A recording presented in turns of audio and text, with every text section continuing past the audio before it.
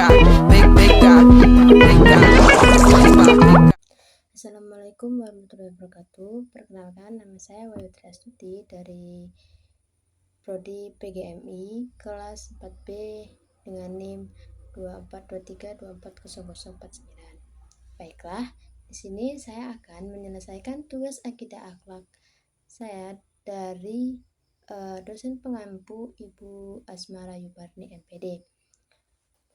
Baiklah, saya akan menjawab soal yang pertama, yaitu jelaskan secara singkat perbedaan esensial antara konsep akidah dan akhlak dalam ajaran Islam, serta bagaimana kedua konsep tersebut saling berkaitan dalam pembelajaran di madrasah.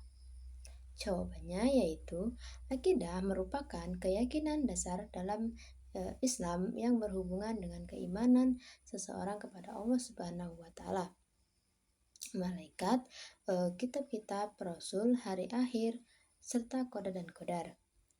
Akidah bersifat batiniah karena berada di dalam hati dan menjadi pondasi utama bagi seorang muslim.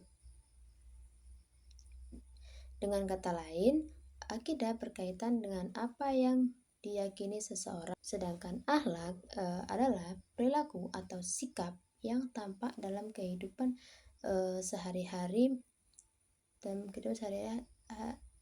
sebagai hasil dari keyakinan tersebut.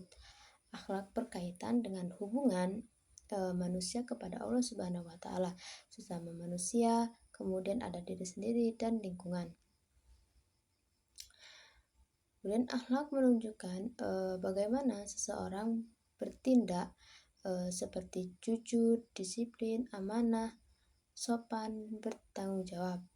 Kemudian perbedaan esensial keduanya terletak pada fokusnya, seperti akidah berfokus pada aspek keimanan dan keyakinan, sedangkan akhlak itu berfokus pada perilaku dan pengamalan dalam kehidupan nyata. Akidah menjadi dasar atau pondasi, sementara akhlak menjadi bukti nyata keimanan seseorang. Kemudian adapun soal yang kedua, yaitu sebutkan dan jelaskan 3 metode pembelajaran akidah akhlak yang inovatif selain ceramah, dan berikan contoh penerapannya di kelas. Yaitu yang pertama, bermain peran. Metode bermain peran adalah metode pembelajaran yang dilakukan dengan cara siswa memerankan suatu tokoh atau situasi tertentu yang berkaitan dengan masalah moral dan akhlak. Metode ini membantu siswa memahami nilai-nilai akhlak melalui pengalaman langsung, sehingga pembelajaran menjadi lebih menarik dan mudah diingat. Contoh penerapannya di kelas yaitu guru membagi siswa ke dalam beberapa kelompok untuk memerankan situasi tentang kejujuran, seperti sikap saat menemukan barang milik teman. Siswa kemudian menunjukkan cara bersikap yang benar sesuai ajaran Islam.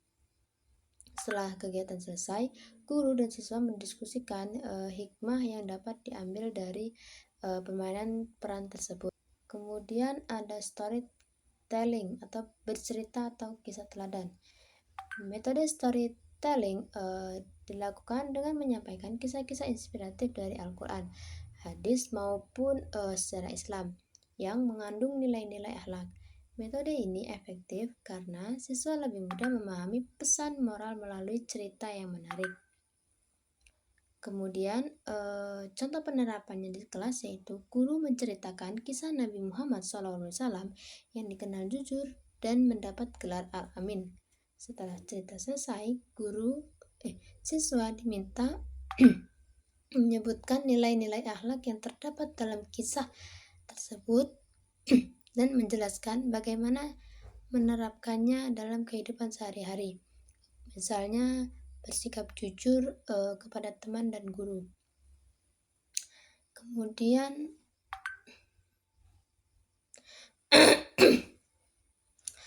ada project based learning atau pembelajaran berbasis proyek. Metode pembelajaran berbasis proyek adalah metode yang memberikan tugas nyata kepada siswa untuk dilakukan secara individu maupun kelompok. Metode ini bertujuan agar siswa dapat menerapkan nilai-nilai akhlak secara langsung dalam kehidupan sehari-hari. Contoh penerapannya di kelas yaitu guru memberikan proyek yang berjudul Peduli Lingkungan Sekolah. Siswa bekerja sama membersihkan kelas, menanam tanaman, dan menjaga kebersihan masjid sekolah. Dari kegiatan tersebut, siswa belajar tentang tanggung jawab, kerjasama, disiplin, dan kepedulian terhadap lingkungan sebagai bagian dari akhlak mulia.